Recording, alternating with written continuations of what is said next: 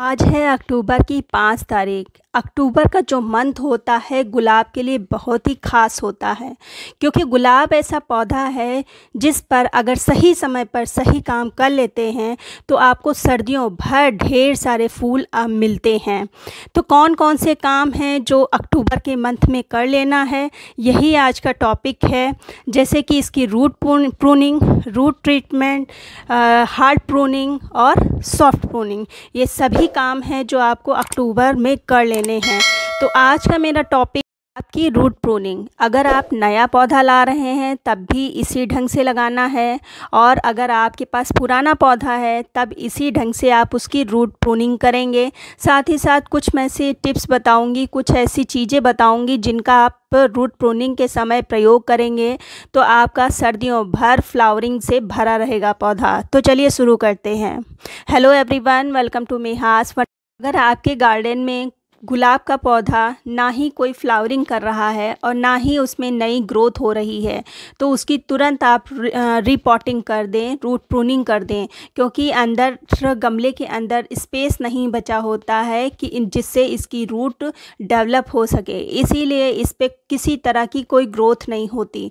जैसे कि ये मेरा प्लांट देख रहे हैं, ये मेरा 3 साल पुराना प्लांट है और जब से गर्मियाँ ख़त्म हुई हैं तब से इस पे किसी भी तरह की कोई ग्रोथ ही नहीं हो रही है, ना ही इसकी पत्तियाँ गिर रही हैं और ना ही नई ग्रोथ हो रही है। तो इसको तो हम सबसे पहले पॉट से बाहर निकाल लेंगे। और ये चीज़ का ध्यान रखिएगा कि किसी भी प्लांट की अगर रूट प्रूनिंग कर रहे हैं तो शाम के टाइम करिएगा और 1 दिन पहले पानी नहीं डालना है। अगर ऐसा करेंगे तो गमले से रूट बॉल सहित प्लांट बाहर निकल आएगा। अगर मिट्टी गीली होगी तो उसकी जो रूट्स हैं पूरी खुल जाएंगी। तो देखिए, ये देखिए, ये आराम से मेरा प्लांट निकल आया है। अब हम आधी इसकी मिट्टी कट कर देंगे। इस तरह से किसी आरी की सहायता से ले सकते हैं।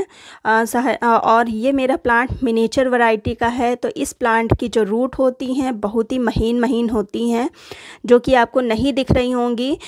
तो मैं आधी इसकी जो रूट है, वो मिट्टी है, उसको कट कर लूँगी किसी आरी की सहायता से, या ये मेरे पास खुरपी है तो उसकी सहायता से मैं इसको कट कर रही हूँ।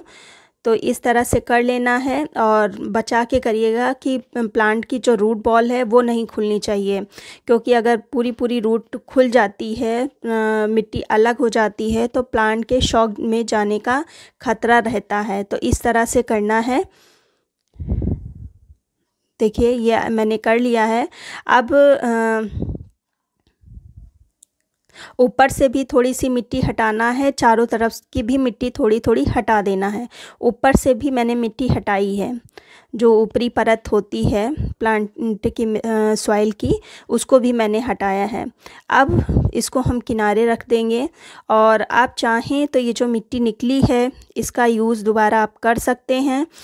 हालांकि मैं नई मिट्टी का यूज़ कर रही हूँ और आप देख रहे होंगे ये मिट्टी भी मेरी बहुत ही अच्छी है। अब बात कर लेते हैं पॉट की। तो मैंने ये गर्मियों में देखा है कि जितने भी मेरे प्लांट प्लास्टिक के पॉट में लगे थे और थोड़े से बड़े पॉट में लगे थे तो वो सभी ख़राब हुए हैं। जितने भी प्लांट मेरे मिट्टी के पॉट में लगे थे वो सब सही हैं। तो इसलिए कोशिश करें कि अपने गुलाब के प्लांट को मिट्टी के ही पॉट में लगाएं। तो इसलिए ये मेरा 14 इंच का पॉट है, तो इसी में मैं फिर से इस प्लांट को लगा रही हूँ। अब ये रहता है कि अगर मिट्टी के पॉट में लगाते हैं तो प्लांट सेफ़ रहते हैं, फिर चाहे वो गुलाब के हों चाहे गुड़हल के हों।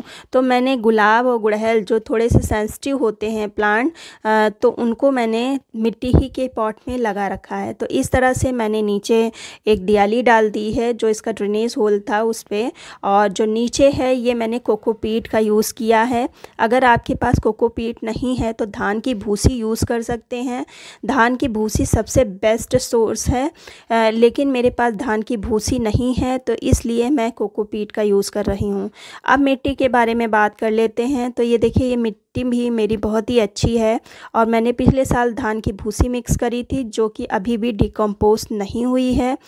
तो अब इस मिट्टी को तो हालांकि मैं यूज़ नहीं करूँगी, ये दूसरी मिट्टी मैं लाई हूँ। ये मिट्टी खूब अच्छे से सूखी हुई है, है पुरानी ही मिट्टी, लेकिन इसको मैंने बहुत ही अच्छे से सुखा लिया है। उस मिट्टी को भी मैं फेंकूँगी नहीं, अच्छे से सुखा लूँगी, फिर दूसरे प्लांट में काम आ जाएगी। तो ये मिट्टी सूखी है, इसका यूज़ करूँगी। और फिर जितनी मिट्टी है उसका आधा मैंने कोकोपीट का यूज़ किया है, आधा नहीं 1/3 कह सकते हैं, इतना यूज़ किया है। और फिर इतना ही कंपोस्ट हम यूज़ करेंगे। कंपोस्ट आपका चाहे लीफ कंपोस्ट हो, चाहे गोबर की खाद हो, चाहे वर्मी कंपोस्ट हो। जो किचन वेस्ट का थोड़ा कम यूज़ करिएगा गुलाब में, क्योंकि गुलाब थोड़ा सेंसिटिव प्लांट माना जाता है, फंगस बहुत जल्दी लग जाती है। तो इसलिए इन तीनों चीज़ों को हम अच्छे से मिक्स कर लेंगे, खूब अच्छे से मिक्स कर लेना है। और ये मिट्टी सिर्फ एक ही प्लांट के लिए मैंने बनाई है। इस मिट्टी को मैं आधे पॉट तक भर लूँगी इस तरह से।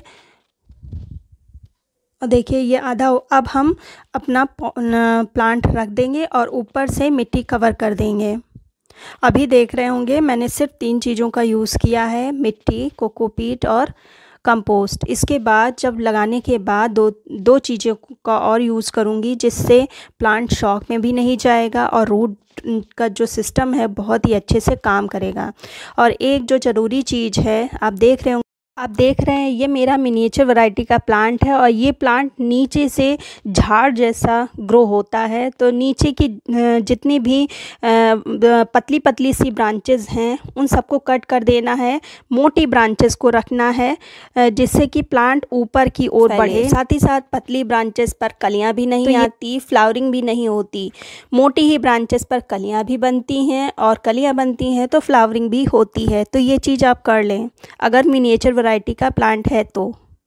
और फिर ऊपर से मिट्टी को कवर कर दें। अगर प्लांट थोड़ा सा ऊपर नीचे टेढ़ा हो रहा है तो नीचे एक्स्ट्रा मिट्टी उसके नीचे दबा दें तो प्लांट लेवल में आ जाएगा। तो इस तरह से मैंने ऊपर मिट्टी डाल दी है।